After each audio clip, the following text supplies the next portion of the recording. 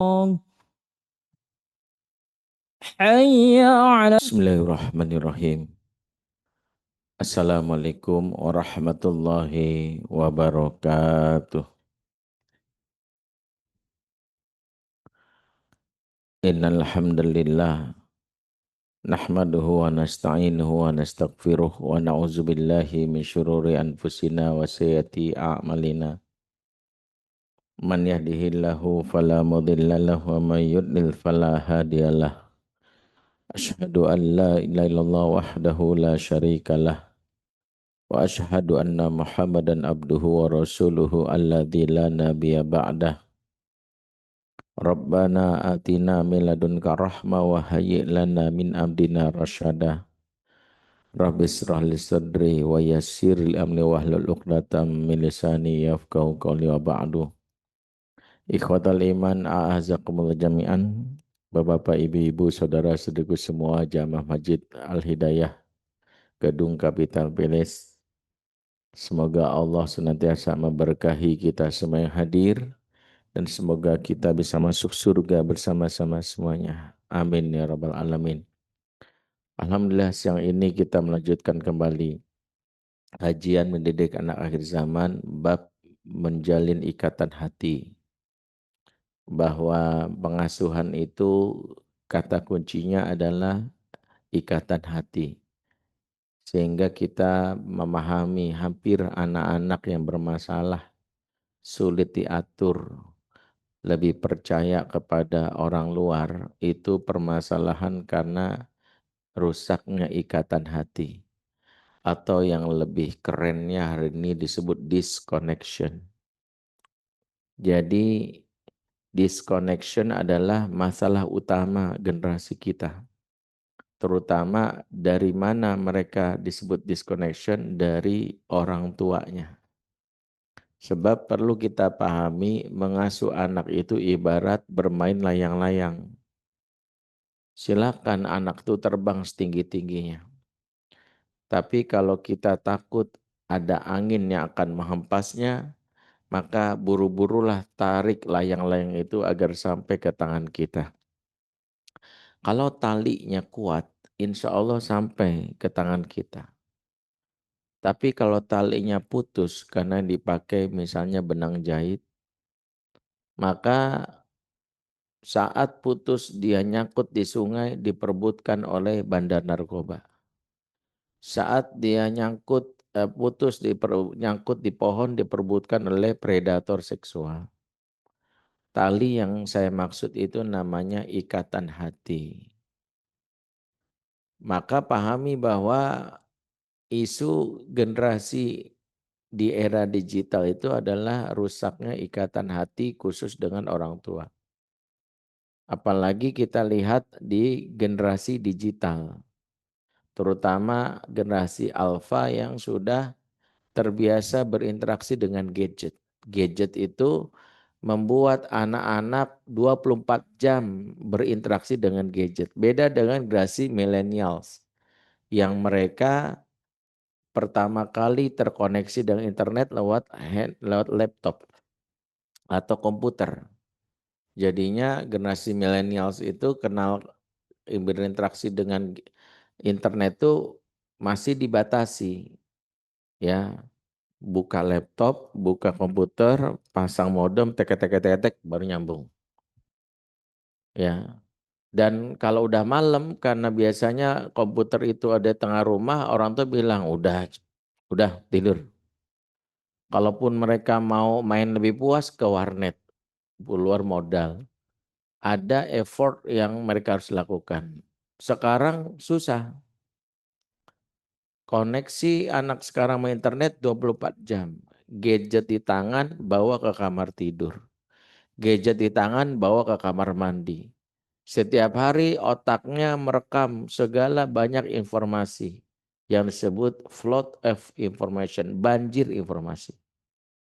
Dan kita tahu namanya banjir bukan cuma bawa air, bawa lumpur, bawa sampah. Maka jangan heran anak-anak kita itu otaknya lebih banyak diisi bukan cuma air, tapi lumpur, sampah, kotoran. Disitulah anak-anak kita mulai bergeser. Kalau dulu percaya sama orang tuanya, sekarang mulai enggak juga. Aku biasa di internet tuh yang kayak gitu biasa aja. Disinilah kita mendapati anak kita disconnection.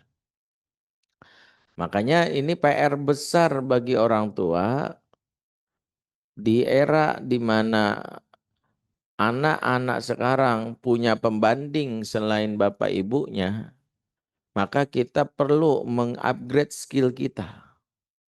Jangan sampai cuman menasehati aja. Sampai ada orang tua bilang, saya itu sampai capek Ustadz, saya udah nasehatin anak saya masih begitu aja. Maka saya bilang, ya mungkin itu problemnya. Anak juga capek dinasehati terus. Sebab menasehati anak sementara hatinya tidak terkoneksi, sama sekali tidak berbekas. Karena ingat rumusnya, connection before correction.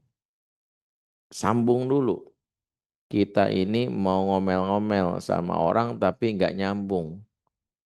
Ya, sinyalnya nggak masuk, suaranya nggak jelas, cuma bilang, lu tuh ya gue bilangnya berkali-kali. Dia masih bilang, halo, halo, lu gimana sih? Mau marah-marah juga nggak bisa kalau nggak nyambung. Jadi ada anak-anak yang memang kita mau nasihatin karena belum nyambung artinya ya dia cuman senyum-senyum aja. Ya, kalau anak zaman dulu masuk kuping kiri keluar Cipularang, keluar keluar kuping kanan. Kalau anak zaman now nggak gue biarin masih kuping gue satu pun. Karena memang nggak nyambung gimana. Nah itulah kenapa pentingnya ikatan hati. Nah untuk menjalin ikatan hati nggak bisa ujuk-ujuk. Udah gede baru sadar, wah saya harus terkoneksi. Dia merupakan proses yang panjang. Makanya jangan sepelekan berinteraksi dengan anak di umur umur balita. Sudah kita bahas 3 indera yang wajib distimulan. Mulai dari indera pendengaran, surat An-Nahl 78, indera penglihatan, dan indera perasaan yang disebut kulit. Jadi 3 hal itu yang wajib intensif orang tua lakukan kalau dia baru aja anaknya baru lahir. Ibu yang harus banyak ngomong, bapak juga. Suara kita harus lebih sering didengar daripada suara Upin Ipin. Suara kita harus lebih sering dengar daripada suara yang lain. Saya pengen dengerin anak murotal tiap hari. Iya, tapi kalau bisa dari suara bapaknya lebih afdol. Tapi bukannya dengerin gadget itu bagus Ustadz kalau isinya baik. Iya, tapi di umur ini bukan tentang konten. Anak butuh tentang who-nya, bukan what-nya. Siapanya, bukan apanya. Sehingga jangan berpikir, tapi kalau kontennya bagus nggak apa-apa. Enggak, bukan nggak apa-apa. Tetap apa-apa karena anak harus terkoneksi pertama kali dengan suara bapak ibunya. Itulah kenapa waktu bayi baru lahir, siapa yang mengazankan? Bapaknya. Nggak ada kan bapak-bapak yang konyol waktu bayi baru lahir langsung di setel azannya Ustadz Hanan Ataki gitu. Kan azan Ustadz Hanan Ataki bagus, Pak.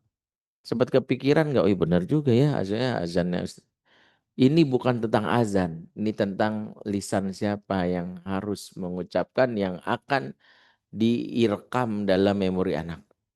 Jadi makanya di umur 0 sampai 2 tahun hilangi distraksi, apa tuh gangguan koneksi. Jangan sampai nangis dikit kasih gadget.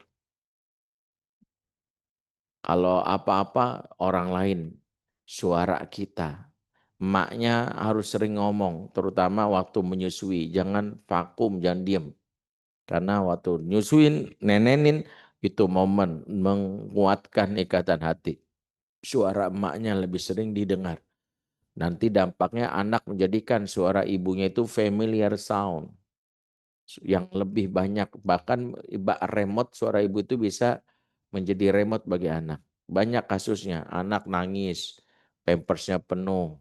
Begitu pembantu ganti masih nangis, wah gitu. Bapaknya bantuin masih nangis. Ibunya baru pulang pengajian, cukup ngomong, adek, diem Pak. Sampai kita bilang heran, giliran sama kamu aja, karena suara ibunya. Makanya ibu yang bersuara di depan anaknya rutin, bahkan Menurut riset, anak itu waktu baru lahir membutuhkan 5.000 kosakata baru dari ibunya. Rajin ngoceh, rajin ngomong. Itulah diantara poin pertama mengikat hati di umur 0 sampai 2 tahun atau 0 sampai 5 tahun masa-masa balita. Pastikan dia dalam asuhan yang terbaik, khususnya lewat ibu dan bapak yang menstimulan organ pendengaran, yaitu telinganya, organ penglihatan, yaitu matanya, dan organ atau indera perasaan, yaitu kulitnya. Setelah anak kita tumbuh, maka juga PR kita adalah mampu menciptakan golden moment di umur-umur anak baru yang disebut tufula sogiroh. Tufula sogiroh alias masa kanak-kanak terjadi khususnya setelah dia disusui, selepas menyusui, khususnya umur 2 tahun sampai umur 7 tahun, itulah momen seorang ayah dan ibu menciptakan kesan atau golden moment. Kesan atau kenangan itu yang akan membuat anak tetap terkoneksi saat mereka nanti saat dewasa. Selama kenangan itu kenangan indah, kenangan yang nempel. Makanya kegagalan orang tua adalah kegagalan membangun kesan yang baik. Sebaliknya di umur ketika dia trauma, kita lebih banyak ancam. Kadang kita ini pengen anak kita segera cepat soleh, Pak. Sehingga hak anak dirampas. Belum waktunya diperintahkan sholat, udah kita ancam. Kau nggak sholat terus. Awas kalau nggak hafal Quran. Hari ini saya bahagia muncul banyak sekali para hafiz-hafiz cilik. Walaupun saya kasih warning, jangan sampai anak diminta hafal Quran di usia dini dengan cara memaksa. Sebab alih-alih anak dia mencintai Quran, suatu saat kok dia jauh dari orang tuanya, Quran dicampakkan. Karena udah nggak sama bapak ibunya. Sebab kita terburu-buru karena melihat tetangga anaknya sudah hafal sekian juz, anak lain sekian juz, anak kita jadi kita tekan obsesinya. Padahal ingat, sholat sebagai simbol ibadah saja, itu diperintahkan oleh Allah itu umur berapa? 7 tahun. Sholat itu simbol ibadah pertama. Sehingga sholat aja tidak dibilang oleh Allah atau Rasul, perintahkanlah anakmu sholat sedari kecil atau sedini mungkin. Enggak. 7 tahun. Muru awladakum bisolah. Hum abna'u sab'i sinin. Perintahkan, suruh, ajak mereka sholat saat berumur 7 tahun. Sholat aja 7 tahun. Tapi ini ada umur 5 tahun kalau nggak mau baca Quran. Kamu benar. Ini malah menimbulkan kesan yang buruk. Karena hukum fikihnya aja beda. Coba, sholat hukumnya apa? Wajib. Sekarang hafal Quran hukumnya sunnah. Bagaimana bisa yang wajib aja diperintahkan 7 tahun, yang sunnah dari kecil. Akibatnya muncullah penghafal-penghafal Quran yang menempel Quran di kepalanya, tapi tidak di hatinya. Makanya pas sudah gede sambil ngerokok, sambil pamer paha perempuannya, dulu gini-gini gue penghafal Quran. Dulu gini-gini sampai dia pamerin paha. Itu tahu kenapa? Waktu kecilnya dia dikenalkan Quran dengan cara yang menyakitkan. Makanya hati-hati. Kita bisa berdosa membuat anak trauma terhadap agama. Sehingga yang pertama justru sebaliknya. Bikin hal yang mengesankan. Karena rumusnya sederhana. Bangun kesan sebelum sampaikan pesan. Saya ulangi, dan ini sering saya sampaikan. Bangun kesan sebelum sampaikan pesan. Kenapa? Karena kalau orang terkesan, dia setidaknya akan mengulang lagi. Istilah para penjual itu repeat order. Mau datang berkali-kali.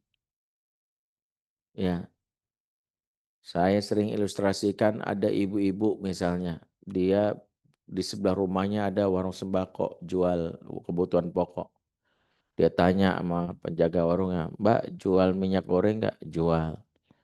"Yang bagus?" "Bagus dong, ini mutu premium tinggi." "Oh, harganya berapa sekilo?" "Cuman 7.000." Murah banget. Saya beli deh 10 kilo.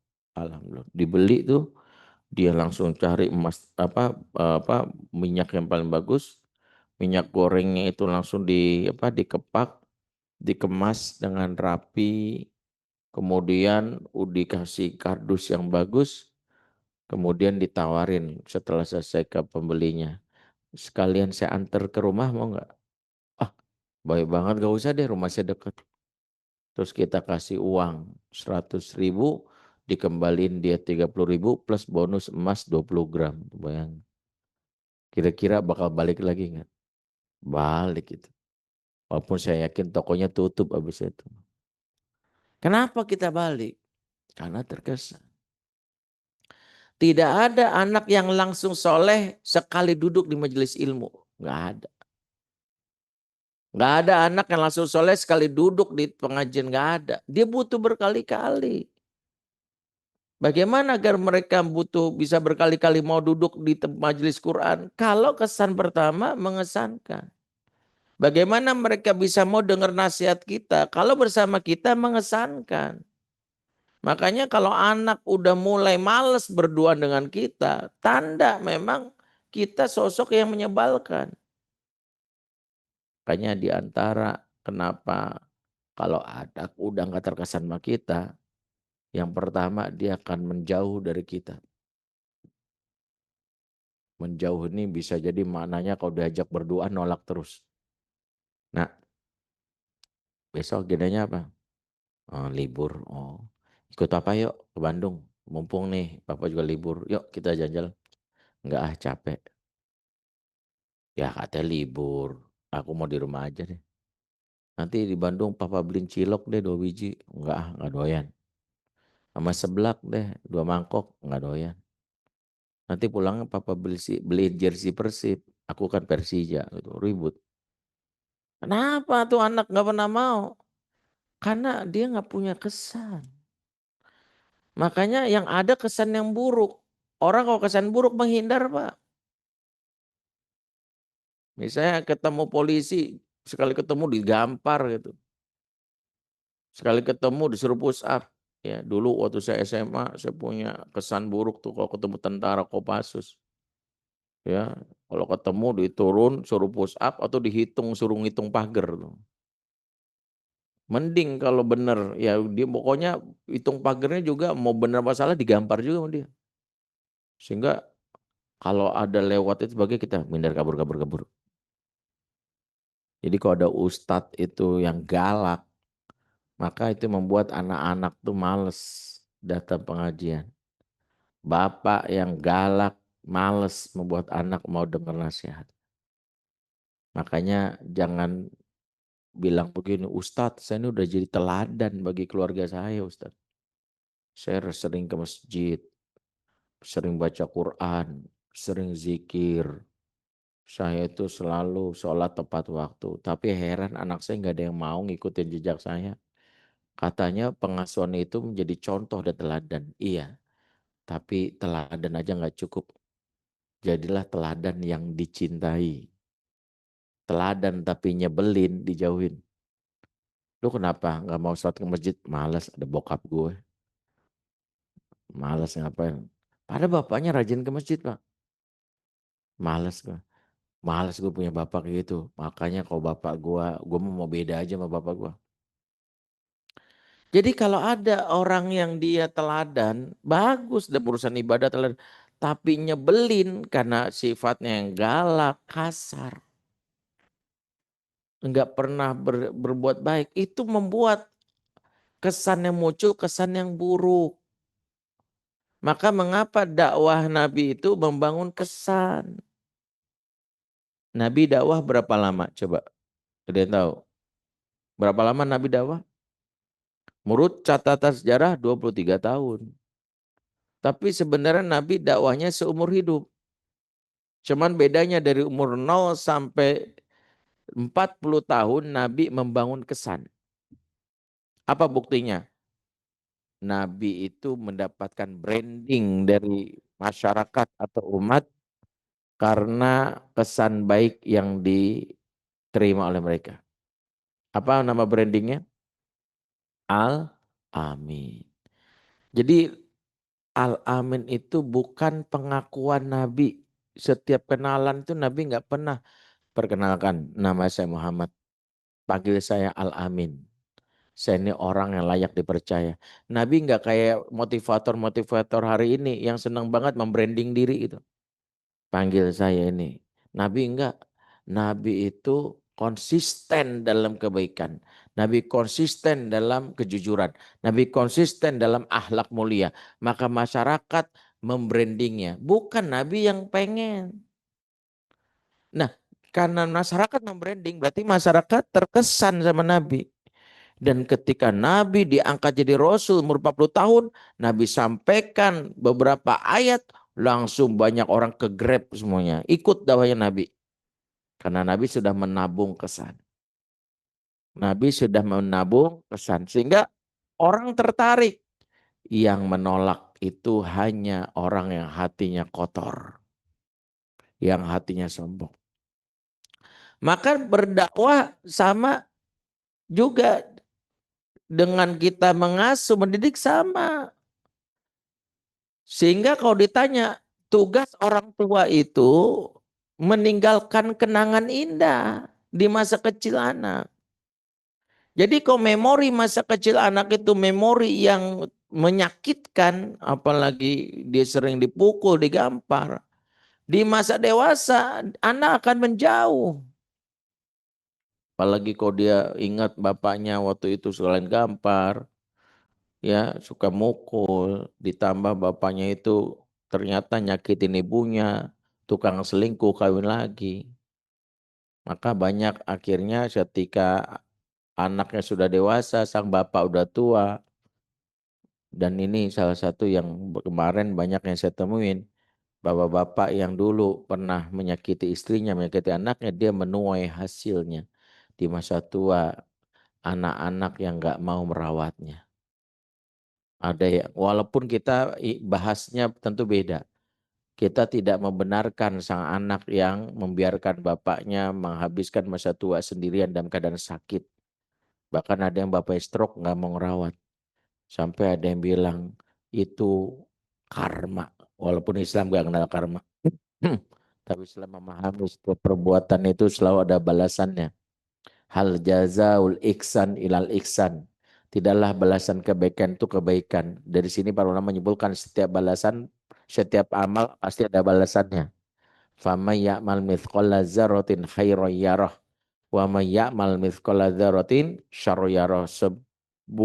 Sebesar apapun amal kita baik yang baik dan buruk pasti ada balasannya. Entah itu di akhirat dan juga di dunia. Makanya kita tidak kenal karma. Nah, ada seorang bapak yang masa tuanya stroke, anaknya nggak mau ngerawat. Kita nggak bahas bab anak, karena kalau saya ditanya bagaimana anaknya menyikapi ini, anaknya wajib tetap berbuat baik. Karena dalam Islam ingat prinsipnya apa? Tidak balas jasa. Orang tua sejahat apapun tetap harus diperlakukan dengan baik. Urusan dia jahat, dia dihukum Allah itu urusan dia. Tapi nggak boleh kita bersikap buruk. Tapi ini bab untuk anak. Tapi bagi orang tua ini salah satu yang jadi muhasabah. Sampai anakmu dalam tanda kutip meninggalkanmu di saat kau tua, lemah. Yang harusnya engkau dimuliakan. Yang harusnya engkau mendapatkan perlakuan baik. Justru orang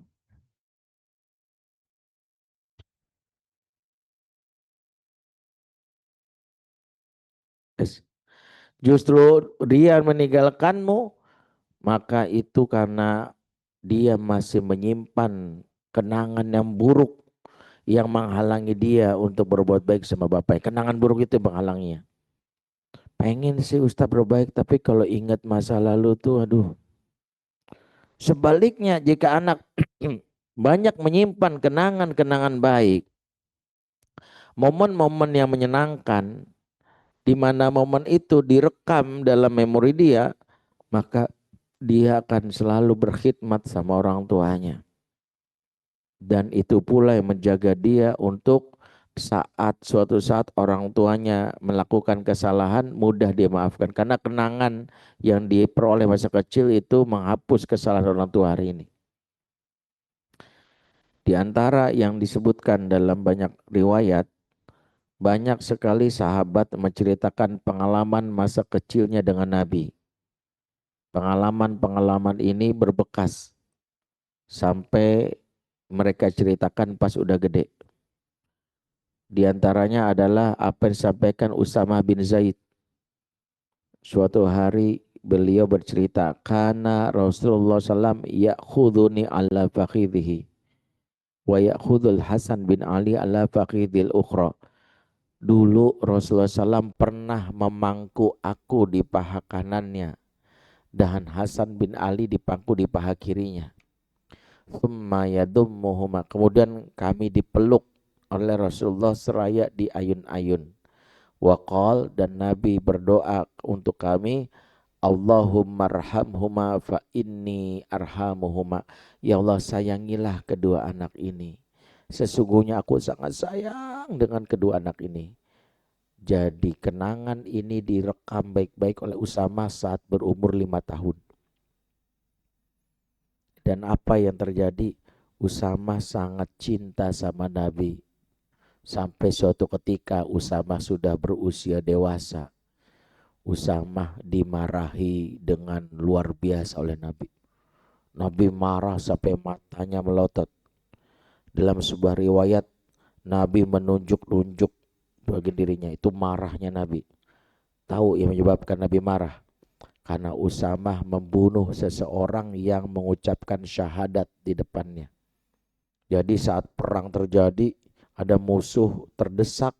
Musuh ini hampir aja dalam keadaan kalah.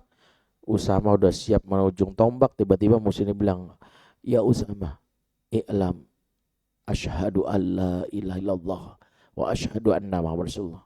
Dia ingin bilang, wahai Usama, jangan bunuh aku bersaksi tidak Tuhan selain Allah dan Muhammad SAW. Apa yang lakukan Usama? Bukan dihentikan, malah kurang ajar kamu, dibunuh. Nabi dengar ini marah. Lima taktuluh, kata Nabi, kenapa kamu bunuh orang itu?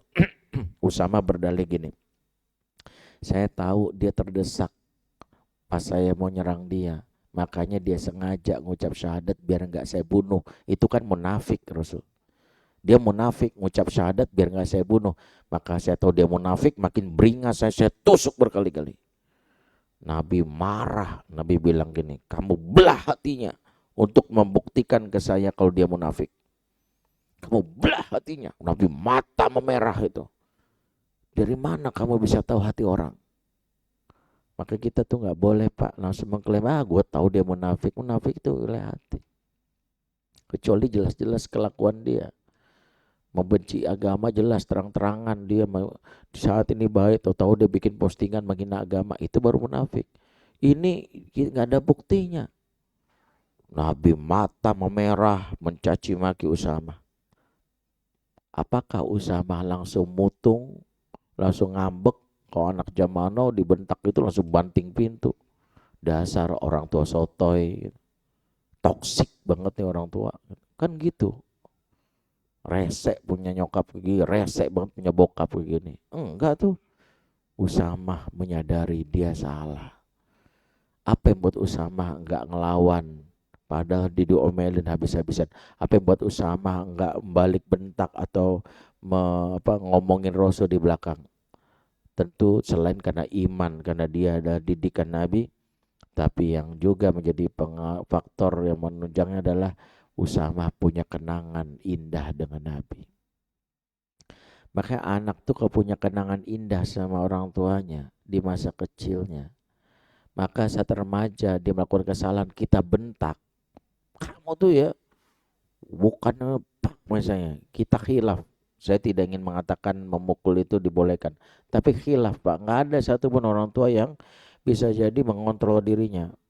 Kita usah Pak, Maka saat anak dipukul atau dibentak itu, anak yang punya kenangan indah itu dia punya dua persepsi. Satu, ayah khilaf. Nggak biasanya ayah mukul aku, biasanya nggak gini.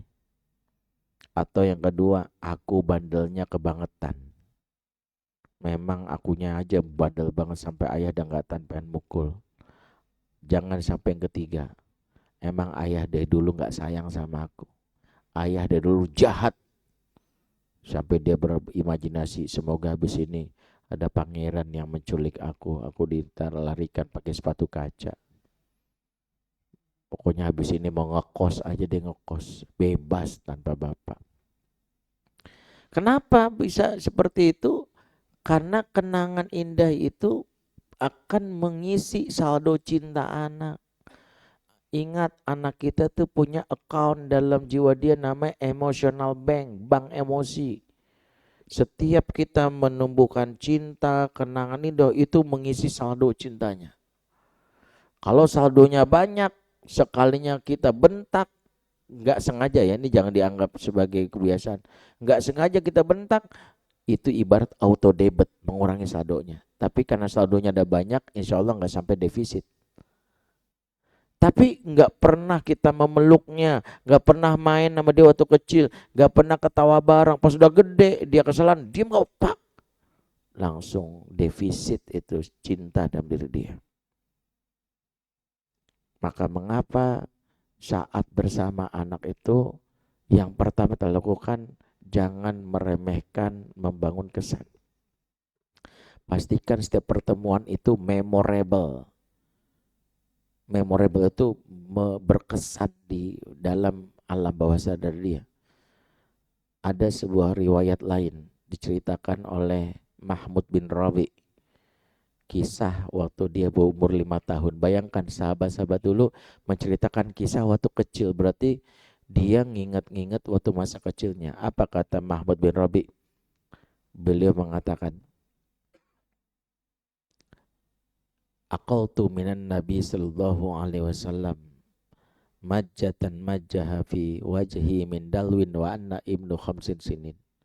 Aku ingat banget dari Nabi SAW suatu hari mencandai aku dengan mencipratkan air dari sebuah ember. Jadi Nabi itu sering ya mencandai Mahmud dengan nyipratin air dari ember, nyandain gitu, gitu. Saat itu umurku masih 5 tahun, kata dia. Sahabat ingat itu, masih umur 5 tahun tapi berkesan. Begitu juga yang diingat oleh Abdullah bin Abbas, di mana dia ingat Nabi pernah membonceng di kendaraannya, atau suatu hari dia nginep di rumahnya Nabi karena di mana dia ingat Nabi itu menikah dengan bibinya bernama Maimunah. Maka memori bersama Nabi itu memori yang direkam dalam ingatannya. Maka mengapa seorang ayah yang punya keterbatasan waktu, pastikan setiap momen itu berkesan. Di antara ciri momen berkesan itu adalah anak tertawa saat bersama kita. Sebab tertawa itu memicu hormon yang pertama, oksitosin. Jadi ketika dia lagi main sama kita ketawa gitu, maka ketawa itu dia ingat akan memicu pertama oksitosin itu membuat dia terkenang sama kita. Yang kedua, apa yang disebut namanya endorfin, akan membuat dia terkengiang-ngiang, nagih. Papa ingat gak dulu pernah main bola sama aku ingat banget. Maka ciri bahwa kita sudah membangun kenangan bersama anak yang banyak senyum, banyak tawa saat bersama kita. Maka ciptakan itu senyum dan tawa, yang itu akan menjadi salah satu cara menciptakan momen-momen bahagia yang membuat anak itu dia punya kesan tentang orang tuanya, yang kesan itu dibawa sampai dewasa. Coba yang punya anak di sini, sesekali tanya sama anak, apa yang kamu ingat waktu bersama papa waktu kecil? Kalau dia ngingat momen-momen yang menyenangkan, tanda kita sukses. Tapi kalau diingat itu, aku ingat banget pernah disambit sama papa. Aku ingat banget pernah ditampar sama papa. Maka kita sudah membuat dia semakin menjauh. Momen-momen inilah yang menjadi PR kita. Karena lagi-lagi tugas pengasuhan itu adalah meninggalkan kenangan. Tugas pengasuhan itu lagi-lagi meninggalkan kenangan. Bahkan saat waktu kita singkat, pastikan kebersamaan itu kebersamaan yang mengesankan, sedikit tapi berkesan. Ya. Rumus sedikit tapi berkesan itu khusus bagi kita yang waktunya terbatas. Dan jangan dijadikan sebuah pola yang rutin. Karena ada orang tua yang akhirnya, Ustadz yang penting kan quality time ya Ustadz, bukan quantity. Saya bilang Islam mengajarkan quantity penting, quality penting. Buktinya apa? Sholat disuruh Allah 5 kali sehari, itu menunjukkan quantity. Jangan saya mah subuh aja yang penting berkualitas. Zuhur, maghrib, asar, maghrib, isya nggak usah, daripada yang penting saya bikin 2 rakaat tapi khusyuk. Enggak. Zikir dibikin 33 kali, subhanallah, subhanallah, subhanallah, subhanallah, subhanallah. Istighfar bikin 100 kali. Itu menunjukkan quantity, itu penting. Jadi jangan berdalih gini, sama anak mah nggak apa-apa, nggak usah sering-sering, yang penting berkualitas. Siapa bilang sering itu dianjurkan? Tapi kalau kita sulit, karena sebagian kita mungkin ada yang ya orang tua yang bekerja jauh LDR, ya pengikut jamaah Bang Toyib yang 3 kali lebaran nggak pulang-pulang, nggak tahu nyangkut di mana, tiketnya nggak keluar atau gimana. Maka kalau kita pengikut jamaah Bang Toib, maka baru pakai quality. Jangan berdalih quality dulu padahal di rumah bersama anak. Ada di rumah sama anak, penting mah quality. Enggak, tetap quantity. Tapi kalau kita waktunya terbatas, bikin quality. Ada bapak, ini cerita sang anak waktu di ruang konsultasi. Makanya dia males banget sama bapaknya. Bapaknya sih mencoba untuk menurut anaknya peduli. Bapaknya TKI di Singapura. Pulang 2 pekan sekali, kadang sebulan sekali. Ngirit katanya. Sekalinya pulang ngajak anaknya main. Waktu itu anaknya ingat umurnya 7 tahun. Papa mau ajak main di playground yang waktu itu apa namanya, Chipmunk gitu. Lagi happening tuh. Playground yang bagus banget, luas, ada juga kafenya. Si bapak ngajak anaknya main, tapi bapaknya malah duduk di kafenya, anaknya main sampai divideoin. Ayo nak terus jalan-jalan, bapak sambil ngopi main gitu. Udah belum gitu. Papa sini pak, sana aja papa ini. Oh iya bisa. Habis itu main gadget lagi. Udah belum? Ya udah main gitu. Tahu nggak anaknya setelah itu bilang, tahu gitu mah mendingan sama mama. Papanya bilang, saya meluangkan waktu Ustadz. Saya pulang dari safar luar kota, saya ajak anak saya ke playground main. Bareng nggak? Baru senyum dia. Main bareng nggak? Yang penting kan saya ngajak main. Tapi bareng nggak? Ya enggak. Bapaknya main nongkrong di kafe, anaknya suruh main. Kesan apa yang ditimbulkan? Mendingan nyewa pembantu. Jadi yang diingat anak itu bukan diajak, tapi yang disebut engage. Bukan bersama, sekedar bersama, tapi ada koneksi. Jadi kalau kita bersama tapi nggak ada koneksi, masing-masing nafsi-nafsi, nggak ada momen terlibat. Makanya para sahabat itu senang bersama Nabi karena Nabi itu terlibat. Kalau main, Nabi ikut main. Nabi mau ikut main, Ustadz? Iya. Nabi itu kalau main aja total. Pernah disebutkan dalam riwayat Imam Tirmizi, ketika para anak-anak dari Bani Abbas ngumpul Ya, Abbas itu pamannya Nabi, umurnya cuma beda 2 tahun sama Nabi, lebih tua. Walaupun paman tapi seleting seumur. Nah, Abbas punya anak, anaknya tentu jauh di bawah Nabi. Ini sepupunya Nabi, tapi masih jauh di bawah Nabi umurnya. Nah, anaknya Abbas lagi ngumpul, dan disitulah Nabi mengajarkan kita tentang pentingnya membuat kenangan dengan cara ngajak main. Apa yang Nabi lakukan? Nabi langsung menyapa anak-anak tadi. Ya gulam, man sabaqo ilayya falahu kadza wa kadza. Anak-anak muda, siapa yang bisa dahului aku lomba lari dapat hadiah ini dan ini, kata Nabi. Siap kalian? Siap. Nabi lari. Beginilah cara Nabi membuat mereka bahagia saat main. Nabi sengaja melanin larinya. Karena Nabi tahu anak-anak masa larinya kenceng banget. Melan, anak-anak kejar, ye kena. Pak, Nabi kena. Nabi sengaja Pak, karena Nabi bukan pengen menang, pengen menciptakan kenangan. Anak ini ketawa, apa kena, kira-kira gitu. Nabi kena, Nabi senyum, dipeluk anak ini, dikasih hadiah masing-masing. Momennya adalah bikin kenangan. Ini bapak main sama anak serius, mau pengen ngalahin anak. Iya kan? Siapa bisa dahuluin papa dapat hadiah ini dan ini. Papanya kabur kayak mantan copet, dikejar warga. Anaknya dari masih bocah 3 tahun ngejar, kapok lah. Udah gitu kita ledek-ledek, kalah papa dilawan. Mau main lagi? Ogah.